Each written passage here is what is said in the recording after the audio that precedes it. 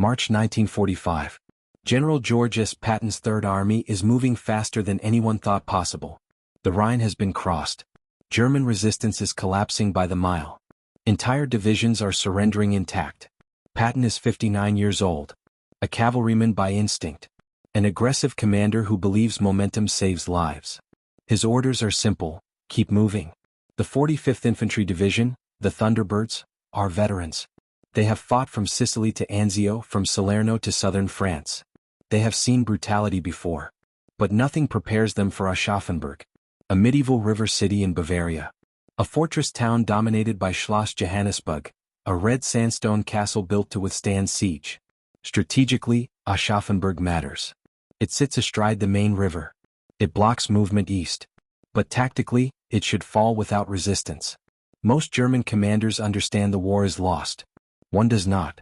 Major Emil Lenz, fanatical, ideological, obedient to the end, has been ordered by Hitler to declare the city a Festung, a fortress.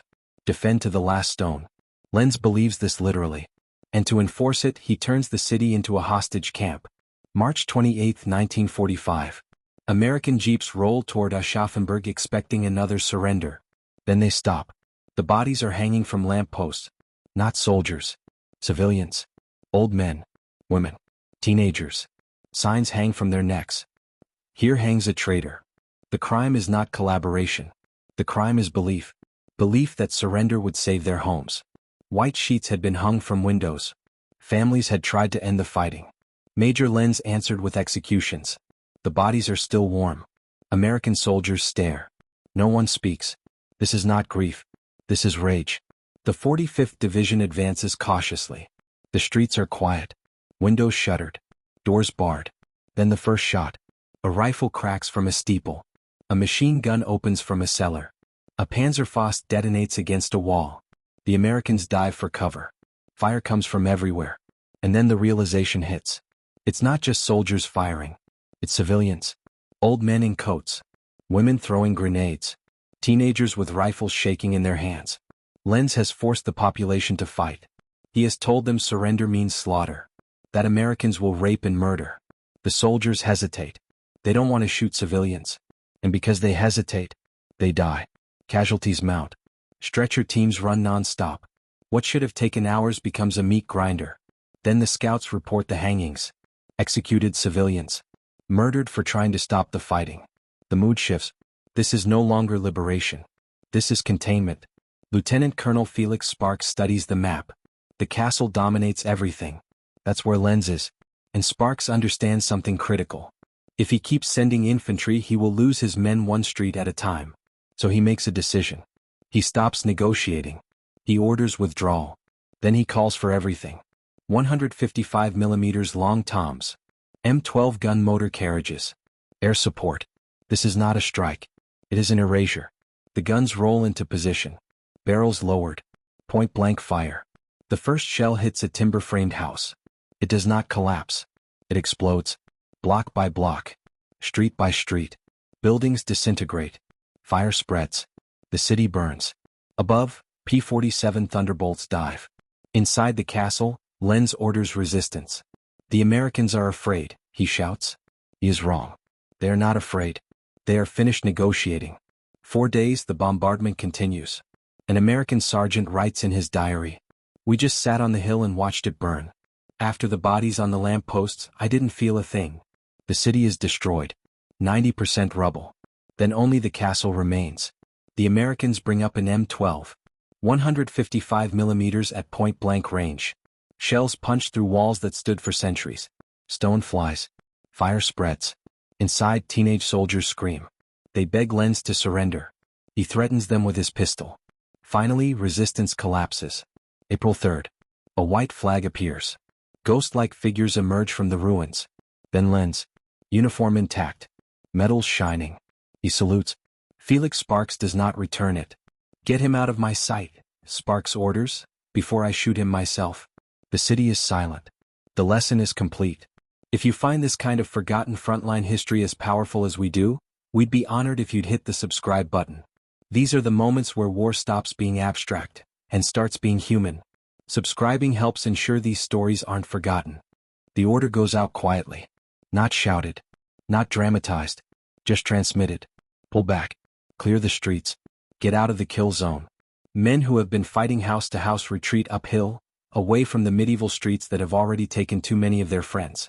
They don't argue. They don't ask why. They've seen the bodies on the lampposts. They already understand. The guns begin to move. You hear them before you see them. Metal tracks grinding against frozen ground. Engines idling low and steady. Barrels longer than the trucks pulling them. These are not field guns meant to harass. These are siege weapons. 155mm long toms.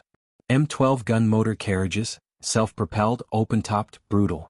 Weapons designed to crack reinforced concrete and bunker systems, now aimed at a medieval city that was never meant to face industrial war. The gunners set elevation by eye. This is not indirect fire. They lower the barrels. They're going to shoot straight. The first shell lands just inside the city limits. It does not explode like in training films. There is no neat fireball. The timber-framed house simply ceases to exist. Wood turns to splinters. Brick becomes dust. Stone fractures outward in sheets. A pressure wave slams through the street behind it, shattering windows that haven't been touched yet. The second shell hits 3 seconds later. Then a third. Then the rhythm begins. Boom, boom, boom. Not fast. Not frantic. Methodical. Each shot is deliberate. Each building selected like a target on a range. Block by block. Inside the city, people are still hiding in cellars. Some are civilians who survived the hangings by luck or timing. Some are Volkssturm, old men clutching rifles they barely know how to use. Some are Hitler Youth boys who were told they would be heroes. They are not heroes. They are trapped. When the shells start hitting closer, the sound changes. It's no longer distant thunder.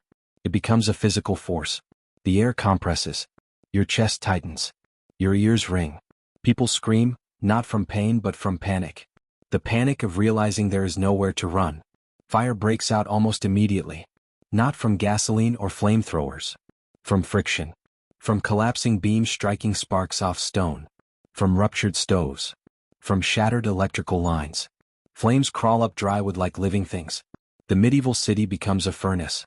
Above it all, American aircraft appear. P-47 Thunderbolts. Heavy. Ugly. Built to kill tanks. They dive through smoke columns and release rockets into intersections, rail yards, fortified positions. The explosions stack on top of artillery impacts, tearing open streets that once carried carts and churchgoers. Inside the American lines, something strange happens. The shouting stops. There is no cheering. Men stand silently and watch. An infantry sergeant leans against a tree and lights a cigarette with shaking hands.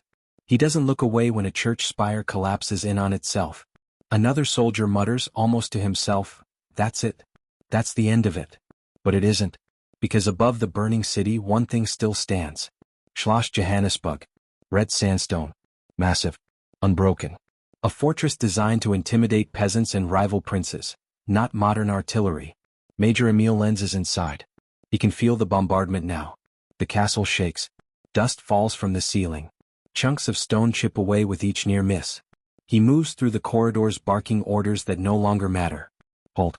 Stand fast. Fight to the last stone. But his garrison is unraveling. The wounded lie in hallways screaming for water. Teenage soldiers cry openly. Volkssturm men stare at nothing, deafened by the noise. They ask him again to surrender. He answers with threats. He pulls his pistol. Points it at his own men. This is not command. This is terror. Outside, the Americans change tactics. The castle is too strong for area bombardment. So they bring the M12 forward. Tracks clatter as it rolls into position at point-blank range. The gun crew adjusts elevation by inches. This is execution, not combat.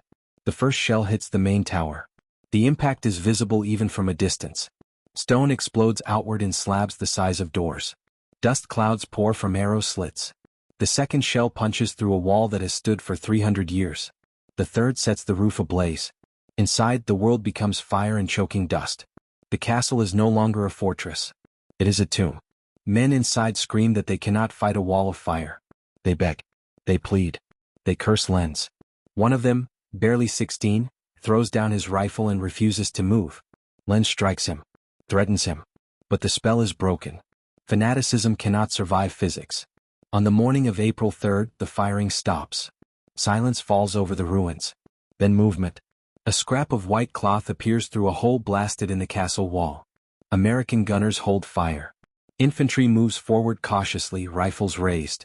German soldiers emerge one by one. They are covered in red sandstone dust. They cough. They stagger. They look less like soldiers and more like ghosts. And then Lenz appears. Still upright. Still composed. Still wearing his decorations. He walks forward and salutes. Felix Sparks does not return it. Sparks looks past him, at the smoking city, the collapsed streets, the bodies that will never be counted. "Get him out of my sight," Sparks says, his voice flat. "Before I shoot him myself." Lenz is disarmed. Loaded into a jeep. As it drives away, civilians emerge from cellars. They do not cheer. They spit. They scream. "Mortar! Murderer!" They do not thank him for defending them. They curse him for destroying their lives. The city of Aschaffenburg is 90% destroyed. The battle lasted 10 days. It should have lasted 10 hours. And every man there understands why. This is the moment mercy ends. What happened at Aschaffenburg spreads fast. Not through newspapers. Through fear. Patton visits the ruins. He looks at the rubble. "This is a good lesson," he says. "We will not trade American lives for German buildings." Aschaffenburg becomes a warning. Before each advance, messages go out. "Remember Aschaffenburg. Surrender now, or we bring the heavy guns." Most towns surrender immediately. The war speeds up. Thousands of American lives are spared, not by mercy but by credibility. German commanders understand the message. Fanaticism no longer delays the inevitable. Lenz is tried, not for fighting Americans, but for murdering Germans. Found guilty. Condemned. Disgraced. The city becomes a scar. A reminder that ideology kills faster than shells. What happened at Aschaffenburg does not remain local. It spreads, faster than rumors, faster than propaganda. It spreads through behavior. Through surrender. Through silence. American units approaching the next towns do something different now. They stop negotiating. They issue warnings. Not threats. Facts. This is what happens when you resist. This is what happens when civilians are used as weapons. This is what happens when fanaticism replaces reason. And it works. Entire towns surrender before the first shell is fired. White flags appear not because people believe in mercy, but because they believe in consequences. German officers who might have fought one last symbolic battle choose not to. Volkssturm units melt away. Hitler Youth are sent home or hide. Aschaffenburg becomes shorthand. A word spoken quietly between commanders. A lesson passed down the chain. Remember Aschaffenburg. George Patton visits the ruins personally. He walks through streets that no longer exist. He steps over rubble that used to be homes. He smells smoke that will linger for weeks. He does not flinch. "This is a good lesson," he says. "We will not trade American lives for German buildings." That sentence becomes doctrine. Not written. Understood. The Third Army accelerates. The Rhine crossings proceed faster. Resistance collapses in depth. Every mile gained without a firefight saves lives. American lives. German command cannot exploit fanaticism anymore. The message is clear. Brutality will not slow the Americans. It will erase you. For the civilians of Aschaffenburg, the cost is unbearable. They lose their homes, their city, their history. But many of them understand something painful and precise. They were not destroyed by Americans. They were destroyed by one man who valued ideology over life. Major Emil Lenz is put on trial. Not for killing Americans. That is war. He is tried for murdering Germans. Civilians. People who tried to surrender. He is found guilty. Condemned. Later, bureaucratic confusion commutes his sentence. He lives. But he lives despised. A man without honor in the nation he claimed to defend. For the American soldiers, Aschaffenburg becomes a line they never forget crossing. They came as liberators. They left as destroyers. Not because they wanted to.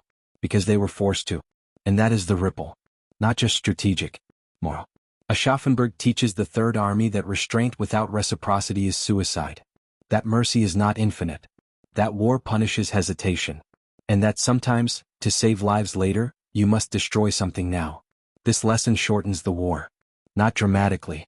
Incrementally. Town by town. Decision by decision. Surrender by surrender. The road to Germany's collapse is paved not just with tanks, but with credibility. And credibility, once established, does not need to speak loudly. It only needs to exist. Aschaffenburg is not a story of glory. It is a story of limits. The limit of mercy. The limit of negotiation. The moment when restraint becomes lethal. Felix Sparks survives the war. So does Patton, briefly. The men of the 45th carry the memory forever. This story matters now because it forces a hard truth. Good men can be pushed too far. And when they are, they stop negotiating. They stop explaining. They act. If this story moved you, please hit the like button. Every click tells the algorithm this history matters. We're dedicated to preserving the moments where war reveals its darkest logic. Subscribe and turn on notifications. Where are you watching from? Drop your city or country in the comments, and tell us if someone in your family served. Thank you for ensuring that Felix Sparks and the men of the 45th Infantry Division do not disappear into silence. They deserve to be remembered.